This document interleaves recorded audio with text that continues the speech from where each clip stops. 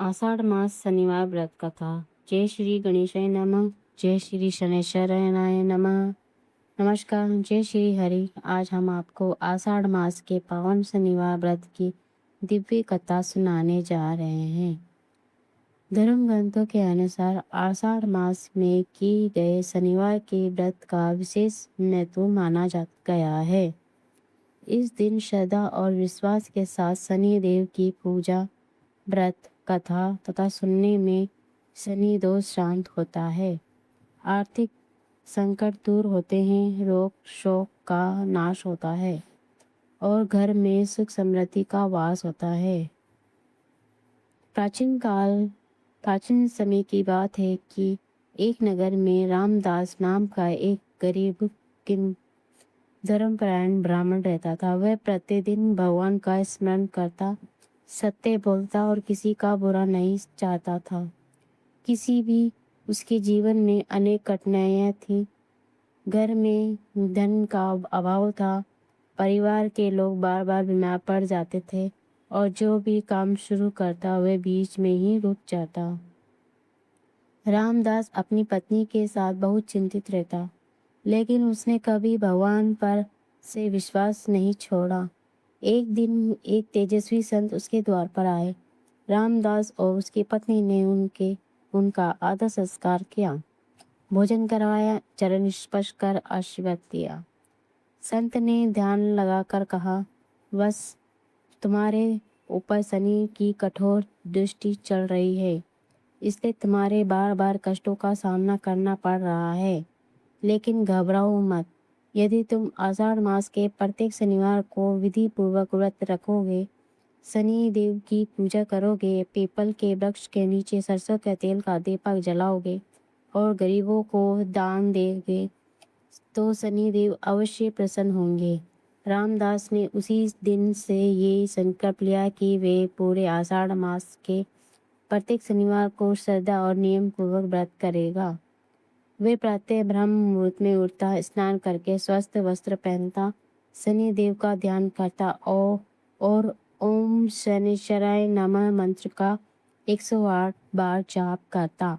इसके बाद पीपल के वृक्ष की 7 परिक्रमा करता, सरसों के तेल का दीपक जलाता और काले तिल, उड़द तथा अन्न का दान करता। कुछ ही सप्ताह बीते थे कि उसके जीवन में चमत्कारी परिवर्तन आने लगा। जो व्यापार वर्षों से बंद पड़ा था वह फिर से चल पड़ा था। परिवार के सदस्यों को स्वास्थ्य सुधारने लगा, घर में सुख शांति का वातावरण बन गया और धन की कमी भी धीरे धीरे समाप्त होने लगी। एक रात रामदास को स्वप्न में शनिदेव के दिव्य दर्शन हुए।